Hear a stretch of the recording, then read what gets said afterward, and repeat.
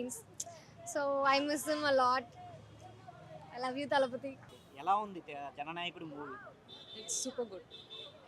యాక్చువల్గా భగవంత్ కేసరి సంబంధించి సీన్స్ ఎక్కువ ఉన్నాయా తక్కువ ఉన్నాయా? Actually, I didn't watch Bhagan Kesari. Okay, Maybe I will watch now. So I don't know what it was there in Balaya film. It will be more emotional, they said. But my man has done a good job, very good job. ఎలా ఉన్నాయి fights, songs, dances, emotions?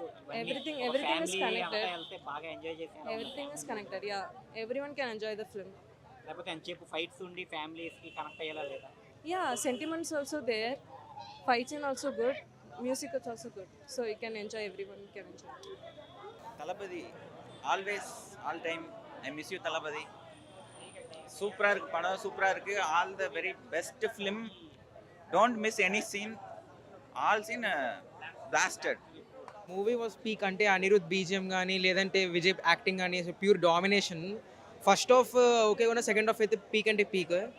అందరు acting బాగుంది. Bobby Deol villainism బాగుంది, Mamitha Baiju acting బాగుంది. Overall movie was a very wonderful experience. CM అయ్యాక ఆయన కొన్ని schemes పెడుతున్నాడు కదా, అది ముందుగానే సినిమాలో అలాంటివి ఏమైనా కొంచెం రిలేట్ అయిన సీన్స్ కొంచెం అలా ఉన్నాయి. ఏమన్నాయి అంటే పబ్లిక్ హెల్పింగ్ కానీ లేదంటే కాన్ఫిడెన్స్ స్టేజ్ స్పీకింగ్ కానీ బాగానే ఉంది మూవీ మాత్రం.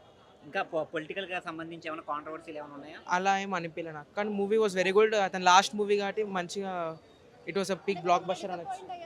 నేనేం డిసప్పాయింట్ ఓకే, లాస్ట్ మూవీ అనేది డిసప్పాయింట్మెంట్ ఉంటుంది ఫ్యాన్గా, but it was a peak.